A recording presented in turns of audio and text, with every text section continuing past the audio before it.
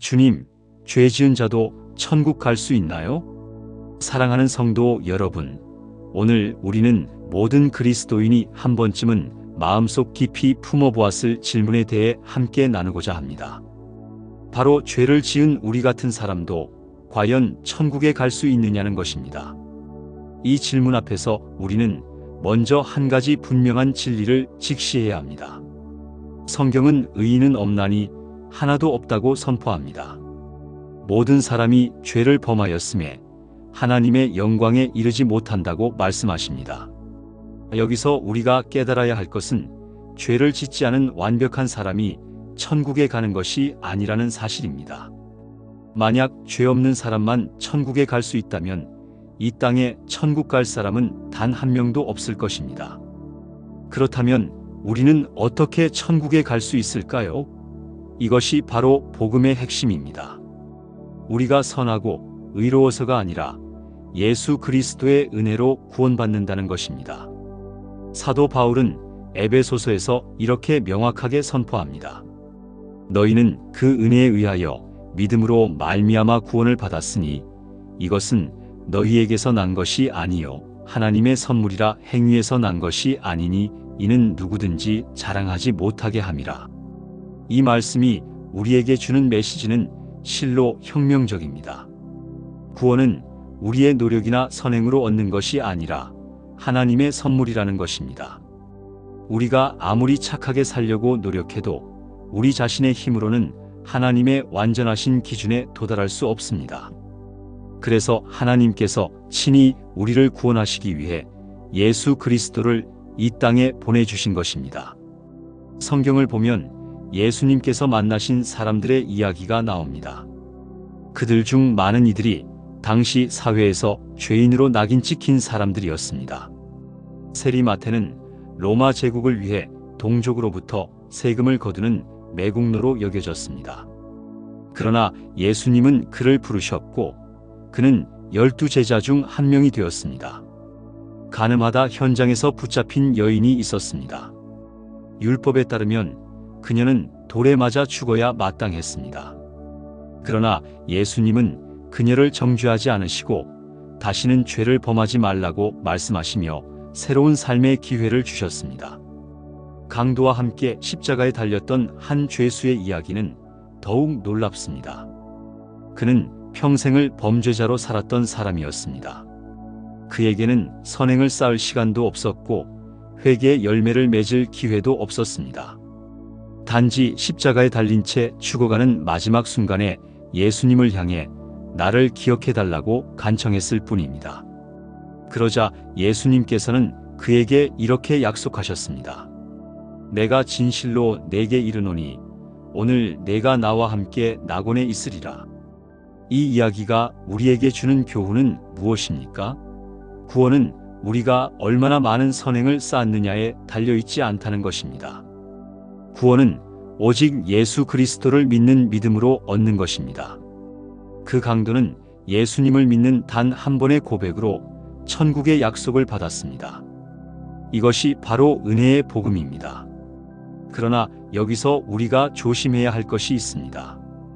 은혜로 구원받는다는 진리가 죄를 가볍게 여겨도 된다는 의미는 절대 아닙니다.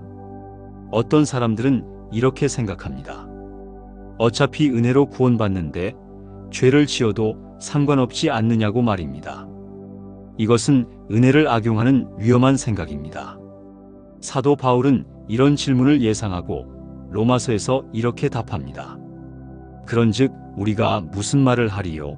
은혜를 더하게 하려고 죄에 거하겠느냐? 그럴 수 없느니라. 죄에 대하여 죽은 우리가 어떻게 그 가운데서 더 살리요? 바울은 진정으로 은혜를 경험한 사람은 죄 가운데 머물 수 없다고 말합니다. 왜냐하면 그 은혜가 우리를 변화시키기 때문입니다. 예수님께서 가늠한 여인을 용서하셨을 때 단순히 죄를 못 본 척하신 것이 아닙니다. 그분은 그녀에게 가서 다시는 죄를 범하지 말라고 명령하셨습니다. 용서와 함께 변화의 부르심이 온 것입니다. 이것이 바로 진정한 은혜의 역사입니다. 은혜는 우리를 있는 그대로 받아주시지만 거기에 그대로 두지 않으십니다. 은혜는 우리를 변화시키는 능력입니다. 성경에는 사울이라는 사람의 이야기가 나옵니다. 그는 예수님을 믿는 사람들을 잡아 죽이는 일에 앞장섰던 인물입니다. 스데반이라는 초대교회 집사가 돌에 맞아 순교할 때 그 옷을 지키며 그 일을 찬성했던 사람입니다. 그는 그리스도인들을 박해하기 위해 다메섹으로 가던 중 부활하신 예수님을 만났습니다. 그 만남이 그의 인생을 완전히 바꾸어 놓았습니다. 그는 바울이라는 이름으로 불리게 되었고 예수 그리스도의 가장 위대한 사도가 되었습니다. 그는 자신을 죄인 중에 괴수라고 고백했습니다. 자신이 얼마나 큰 죄를 지었는지 잘 알고 있었습니다. 그러나 그는 또한 하나님의 은혜가 얼마나 풍성한지도 깊이 체험했습니다. 그래서 그는 이렇게 고백할 수 있었습니다. 그러나 내가 나 된 것은 하나님의 은혜로 된 것이니 내게 주신 그의 은혜가 헛되지 아니하여 내가 모든 사도보다 더 많이 수고하였으되 내가 한 것이 아니요 오직 나와 함께 하신 하나님의 은혜로라. 바울의 삶은 우리에게 중요한 진리를 가르쳐 줍니다. 과거에 어떤 죄를 지었든 그것이 우리의 구원을 막을 수 없다는 것입니다. 하나님의 은혜는 우리의 모든 죄보다 크십니다. 동시에 진정한 회개와 믿음은 우리의 삶을 변화시킨다는 것입니다. 바울은 과거의 삶을 계속 살지 않았습니다. 그는 완전히 새로운 사람이 되어 복음을 위해 자신의 모든 것을 드렸습니다. 많은 사람들이 자신의 과거 때문에 고통받습니다. 과거에 지은 죄 때문에 하나님께 나아갈 수 없다고 생각합니다. 자신은 용서받을 수 없을 만큼 큰 죄를 지었다고 믿습니다. 그러나 성경은 이렇게 말씀합니다. 만일 우리가 우리 죄를 자백하면 그는 미쁘시고 의로우사 우리 죄를 사하시며 우리를 모든 불의에서 깨끗하게 하실 것이요. 이 말씀의 핵심은 무엇입니까? 우리가 우리의 죄를 인정하고 고백할 때 하나님께서는 신실하게 우리를 용서하신다는 것입니다. 하나님의 용서는 우리의 죄의 크기에 달려있지 않습니다. 그분의 용서는 그분의 사랑과 은혜의 크기에 달려 있습니다. 그리고 그 사랑과 은혜는 무한하십니다. 다윗 왕의 이야기를 생각해 보십시오. 그는 하나님의 마음에 합한 사람이라고 불렸습니다. 그러나 그 역시 큰 죄를 지었습니다. 그는 충성스러운 부하의 아내를 범했고 그 사실을 숨기기 위해 그 부하를 전쟁터에서 죽게 만들었습니다. 간음과 살인이라는 끔찍한 죄를 저지른 것입니다. 그러나 선지자 나단을 통해 자신의 죄를 깨달았을 때 그는 진심으로 회개했습니다. 다윗이 쓴 시편 51편은 그의 깊은 회개를 보여줍니다. 하나님이여 주의 인자를 따라 내게 은혜를 베푸시며 주의 많은 긍휼을 따라 내 죄악을 지워 주소서. 나의 죄악을 말끔히 씻으시며 나의 죄를 깨끗이 제하소서. 그는 자신의 죄를 변명하지 않았습니다. 그는 오직 하나님의 긍휼과 은혜를 구했습니다. 그리고 하나님께서는 그를 용서하셨습니다. 다윗의 이야기는 우리에게 무엇을 가르쳐 줍니까? 죄의 문제는 죄의 크기가 아니라 우리가 그 죄를 어떻게 다루느냐에 있다는 것입니다. 우리가 우리의 죄를 숨기고 변명하고 합리화하려 할 때 그 죄는 우리를 하나님으로부터 멀어지게 합니다. 그러나 우리가 겸손하게 우리의 죄를 인정하고 하나님께 나아갈 때 그분은 우리를 용서하시고 회복시켜 주십니다. 여기서 우리가 이해해야 할 중요한 개념이 있습니다. 바로 칭의와 성화의 차이입니다. 칭의는 우리가 예수 그리스도를 믿는 순간 하나님께서 우리를 의롭다고 선언하시는 것입니다. 이것은 단번에 일어나는 사건입니다. 우리가 믿음으로 예수님을 영접하는 그 순간 우리는 의롭다 함을 받습니다. 이것은 우리의 행위와 상관없이 오직 그리스도의 의로 우리를 덮어주시는 하나님의 은혜입니다. 그러나 성화는 평생에 걸쳐 일어나는 과정입니다. 우리가 구원받은 후에도 우리는 여전히 죄를 짓습니다. 우리는 완벽하지 않습니다. 그러나 성령님께서 우리 안에 거하시며 우리를 조금씩 예수님의 형상을 닮아가도록 변화시켜 가십니다. 이것이 성화의 과정입니다. 우리는 이미 의롭다함을 받았지만 동시에 계속해서 거룩해져가는 과정 가운데 있습니다. 많은 그리스도인들이 이 부분에서 혼란을 겪습니다. 구원받았는데도 여전히 죄를 짓는 자신을 발견하면서 자신의 구원을 의심하게 됩니다. 정말 내가 구원받은 것이 맞나 하는 의구심이 듭니다. 그러나 우리는 이것을 이해해야 합니다. 구원받았다는 것과 완벽해졌다는 것은 다른 문제입니다. 우리는 구원받았지만 아직 완성되지 않았습니다. 우리는 과정 가운데 있습니다.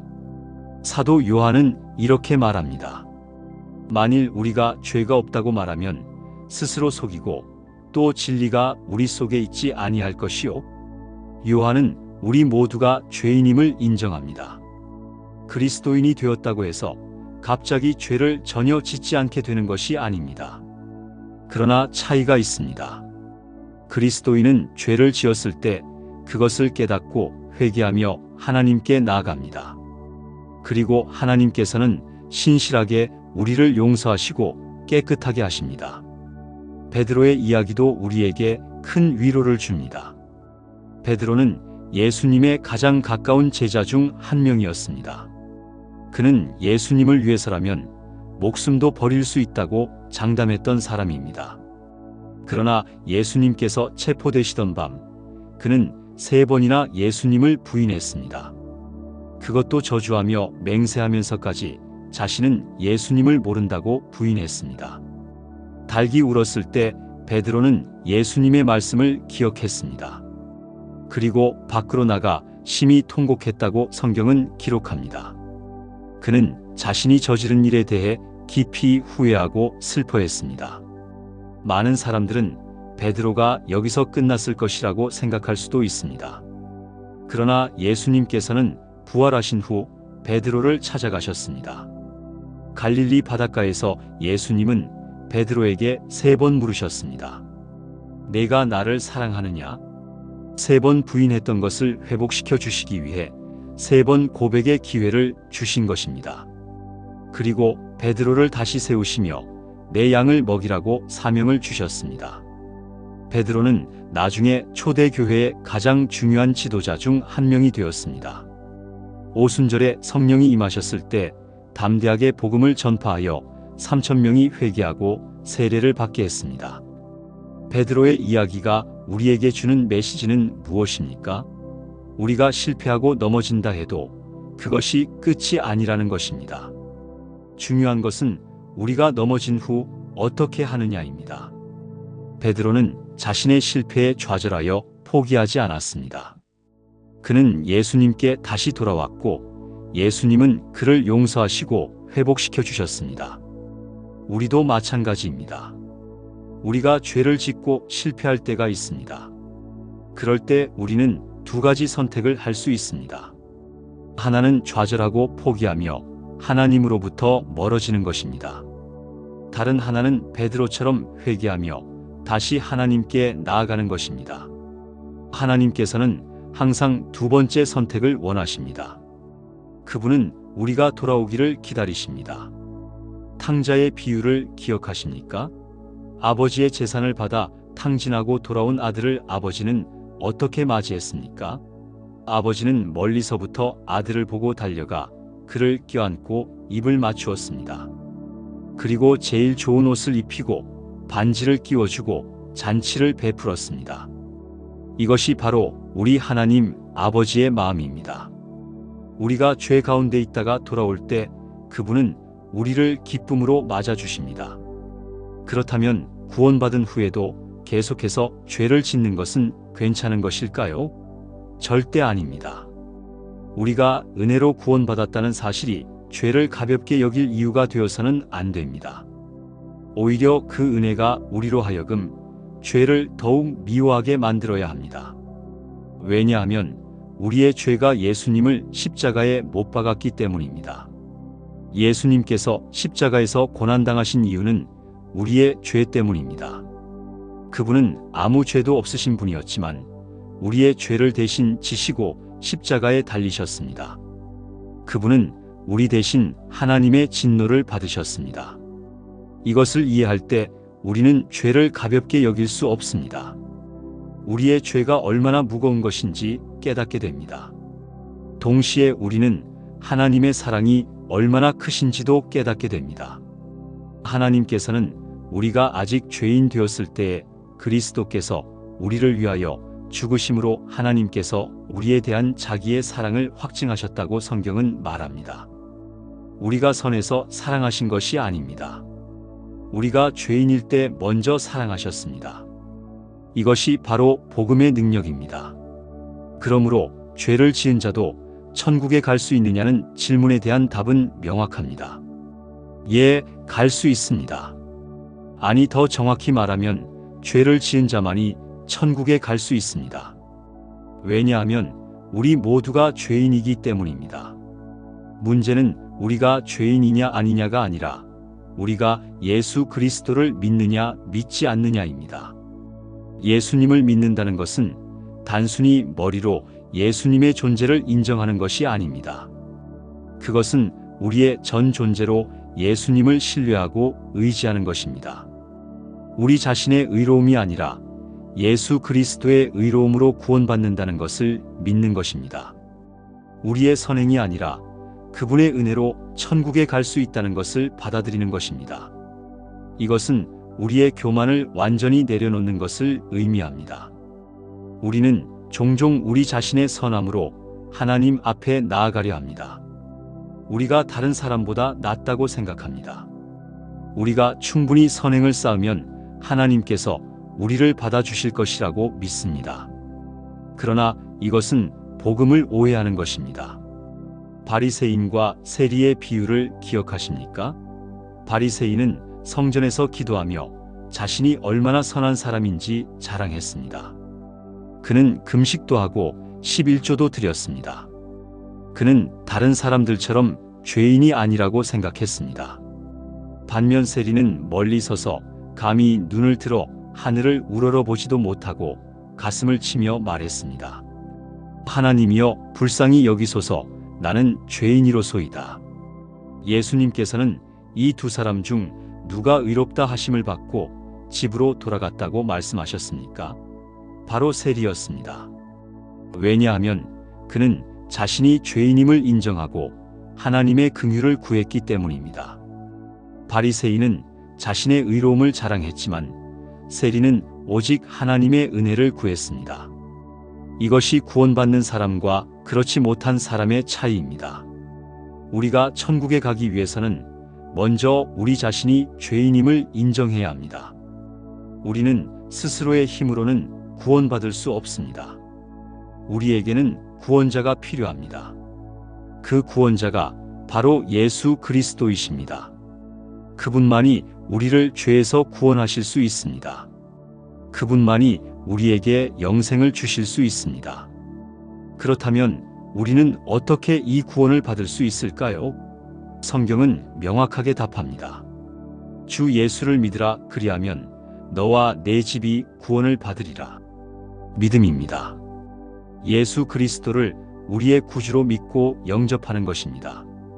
그분이 우리의 죄를 위해 십자가에서 죽으시고 3일 만에 부활하셨다는 것을 믿는 것입니다. 이 믿음은 단순한 지적 동의가 아닙니다. 그것은 우리의 삶을 그분께 맡기는 것입니다. 우리의 주인을 바꾸는 것입니다. 이제까지 우리 자신이 우리 인생의 주인이었다면 이제는 예수 그리스도를 주님으로 모시는 것입니다. 이것이 진정한 회개이고 진정한 믿음입니다. 물론 이것이 쉬운 일은 아닙니다. 우리의 교만한 마음은 자꾸 우리 자신의 의로움을 주장하려 합니다. 우리는 우리 자신의 힘으로 무언가를 이루고 싶어 합니다. 그러나 구원은 우리의 노력으로 얻는 것이 아닙니다. 그것은 하나님의 선물입니다. 우리가 할 수 있는 것은 단지 그 선물을 감사함으로 받는 것뿐입니다. 구원을 받은 후에도 우리의 싸움은 계속됩니다. 우리 안에는 여전히 죄의 본성이 남아 있습니다. 바울도 이것 때문에 고민했습니다. 그는 로마서에서 이렇게 고백합니다. 내가 원하는 바 선은 행하지 아니하고 도리어 원하지 아니하는 바 악을 행하는도다. 바울 같은 위대한 사도도 이런 내적 갈등을 경험했습니다. 그러나 바울은 절망하지 않았습니다. 그는 이렇게 외쳤습니다. 오호라, 나는 곤고한 사람이로다. 이 사망의 몸에서 누가 나를 건져내랴. 우리 주 예수 그리스도로 말미암아 하나님께 감사하리로다. 바울은 자신의 힘으로는 죄를 이길 수 없음을 알았습니다. 그러나 그는 예수 그리스도 안에서 승리가 있음을 알았습니다. 우리도 마찬가지입니다. 우리는 여전히 죄와 씨름합니다. 때로는 넘어지기도 합니다. 그러나 중요한 것은 우리가 예수 그리스도 안에 있다는 사실입니다. 우리가 그분을 신뢰하고 의지할 때 그분은 우리를 승리로 이끌어 주십니다. 우리를 조금씩 변화시켜 주십니다. 이것이 성화의 과정입니다. 많은 사람들이 자신의 과거 때문에 괴로워합니다. 자신이 저지른 죄 때문에 평생 죄책감에 시달립니다. 그러나 하나님께서는 우리에게 이렇게 말씀하십니다. 너는 내 죄악을 기억하며 수치를 당할 것이라. 주 여호와의 말씀이니라. 하나님께서는 우리의 죄를 기억하지 않으신다고 약속하십니다. 그분이 용서하신 죄를 다시 들추시지 않으십니다. 문제는 우리가 우리 자신을 용서하지 못하는 것입니다. 하나님께서는 이미 용서하셨는데 우리가 스스로를 용서하지 못합니다. 우리는 계속해서 과거의 죄를 곱씹으며 자신을 정죄합니다. 그러나 이것은 하나님의 뜻이 아닙니다. 성경은 말합니다. 그러므로 이제 그리스도 예수 안에 있는 자에게는 결코 정죄함이 없나니 우리가 그리스도 안에 있으면 정죄함이 없습니다. 이것은 우리가 완벽해서가 아니라 예수 그리스도의 의가 우리를 덮고 있기 때문입니다. 하나님께서는 우리를 보실 때 우리의 죄를 보시는 것이 아니라 예수 그리스도의 의를 보십니다. 이것이 바로 복음의 신비입니다. 그렇다고 해서 우리가 죄를 아무렇지 않게 여겨도 된다는 의미는 아닙니다. 오히려 우리는 더욱 거룩한 삶을 살기 위해 노력해야 합니다. 그러나 그 노력은 구원을 얻기 위한 것이 아니라 이미 받은 구원에 대한 감사의 응답입니다. 우리가 선을 행하는 것은 하나님의 사랑에 보답하기 위함이지 하나님의 사랑을 얻기 위함이 아닙니다. 야고보서에서는 믿음과 행함의 관계에 대해 이야기합니다. 어떤 사람들은 이 말씀이 바울이 말한 은혜로 구원받는다는 가르침과 모순된다고 생각합니다. 그러나 그렇지 않습니다. 야고보는 진정한 믿음은 반드시 행함으로 나타난다고 말하는 것입니다. 행함이 없는 믿음은 죽은 믿음입니다. 이것은 행함으로 구원받는다는 의미가 아닙니다. 우리는 믿음으로 구원받습니다. 그러나 그 믿음은 우리의 삶을 변화시킵니다. 진정으로 예수님을 믿는 사람은 그 믿음이 삶 가운데 열매로 나타납니다. 사랑, 기쁨, 화평, 오래 참음, 자비, 양선, 충성, 온유, 절제의 열매를 맺게 됩니다. 이것은 우리가 노력해서 만들어내는 것이 아니라 성령님께서 우리 안에서 일하시는 결과입니다. 우리가 할 일은 성령님께 순종하고 그분의 인도하심을 따르는 것입니다. 그러면 성령님께서 우리를 통해 이런 열매들을 맺게 하십니다. 사랑하는 성도 여러분, 죄를 지은 자도 천국에 갈 수 있습니다. 아니, 죄를 지은 자만이 천국에 갈 수 있습니다. 왜냐하면 우리 모두가 죄인이기 때문입니다. 천국은 완벽한 사람들이 가는 곳이 아니라 용서받은 죄인들이 가는 곳입니다. 그리고 그 용서는 예수 그리스도를 통해서만 가능합니다. 당신이 과거에 어떤 죄를 지었든 그것이 하나님의 용서보다 클 수 없습니다. 당신이 얼마나 많은 잘못을 저질렀든 그것이 하나님의 사랑보다 클 수 없습니다. 하나님께서는 당신을 사랑하십니다. 그래서 그분의 독생자를 보내셔서 당신의 죄를 대신 지고 십자가에서 죽게 하셨습니다. 이것이 바로 복음입니다. 당신이 해야 할 일은 단지 이 사실을 믿고 예수님을 당신의 구주로 영접하는 것입니다. 당신의 죄를 고백하고 회개하십시오. 그리고 예수 그리스도를 당신의 주님으로 모시십시오. 그러면 당신은 구원받을 것이고 천국이 당신의 것이 될 것입니다. 구원받은 후에도 당신은 여전히 죄와 씨름할 것입니다. 때로는 넘어질 수도 있습니다. 그러나 낙심하지 마십시오. 하나님께서는 당신이 완벽해서 사랑하시는 것이 아닙니다. 그분은 당신을 있는 그대로 사랑하십니다. 당신이 넘어질 때마다 일으켜 세우시고 다시 걷게 하십니다. 우리의 구원은 우리의 완벽함에 달려있지 않고 하나님의 신실하심에 달려 있습니다. 우리는 연약하지만 하나님은 강하십니다. 우리는 변덕스럽지만 하나님은 변함이 없으십니다. 우리는 때때로 실패하지만 하나님은 결코 실패하지 않으십니다. 그분은 시작하신 일을 반드시 완성하시는 분입니다. 그러므로 당신의 과거를 보지 마십시오. 하나님께서 당신을 위해 예비하신 미래를 바라보십시오. 당신의 실패를 붙들고 있지 마십시오. 하나님의 은혜를 붙드십시오. 당신 자신의 의로움을 의지하지 마십시오. 예수 그리스도의 의를 의지하십시오. 천국은 선한 사람들이 가는 곳이 아니라 용서받은 사람들이 가는 곳입니다. 천국은 완벽한 사람들의 모임이 아니라 은혜를 경험한 사람들의 모임입니다. 천국은 자기 의로움을 자랑하는 곳이 아니라 하나님의 은혜를 찬양하는 곳입니다. 당신도 그 은혜를 경험할 수 있습니다.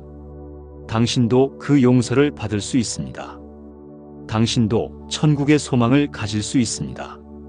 단지 예수 그리스도를 믿고 그분께 당신의 삶을 맡기기만 하면 됩니다.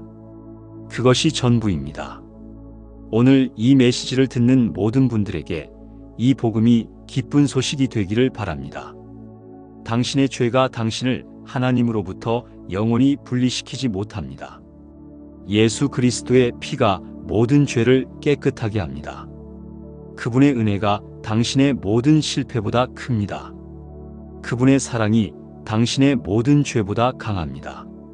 그러므로 담대히 하나님의 보좌 앞으로 나아가십시오. 당신을 정죄하는 자가 없습니다. 예수 그리스도 안에서 당신은 의롭다 함을 받았습니다. 당신은 하나님의 자녀입니다. 당신에게는 영생의 약속이 있습니다. 천국은 당신의 것입니다. 이것이 복음입니다. 이것이 은혜입니다. 이것이 하나님의 사랑입니다. 할렐루야.